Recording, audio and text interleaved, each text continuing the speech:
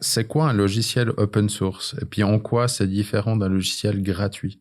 Alors, je vais déjà commencer, si tu me permets, par définir ce que c'est qu'un logiciel libre plutôt qu'open source. Alors, un logiciel libre, c'est un logiciel qui va permettre de faire différentes choses. Notamment, on va pouvoir l'utiliser, le logiciel, sans restriction. On va pouvoir étudier le code et le modifier. On va pouvoir le partager. Et on va pouvoir faire tout ça, finalement. Et par exemple, imaginons dans le domaine de la construction. Si demain, j'ai un ami, ma sœur, mes parents, mon voisin qui veut faire une modification sur sa maison, sur son appartement, sur son immeuble qu'il est en train de construire, et que c'est un bon ami, c'est mon frère, voilà, j'ai envie de le faire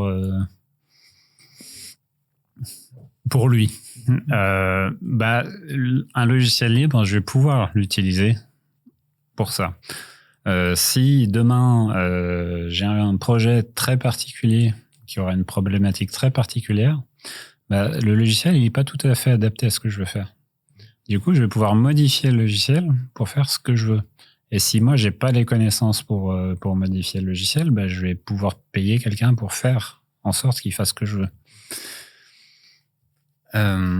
Et c'est un petit peu ça finalement. Et en fait, le logiciel libre se sert de la licence, qui est un outil qui a été prévu à la base pour les logiciels propriétaires pour fermer les choses. Parce qu'il faut savoir que les hackers à la base, donc les gens qui codaient, ils se partageaient les choses, ils s'échangeaient, et puis voilà. Et puis un jour, on commençait à leur dire ça, on voudrait le garder pour nous.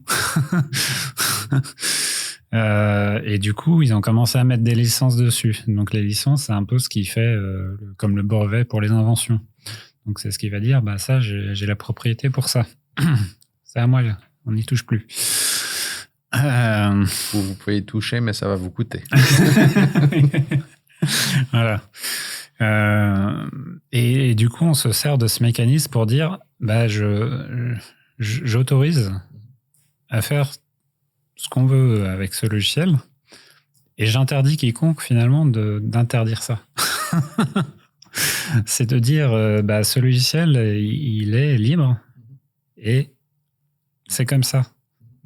Personne d'autre ne peut légalement intervenir pour dire ce logiciel n'est plus libre. Donc ça, c'est un logiciel libre.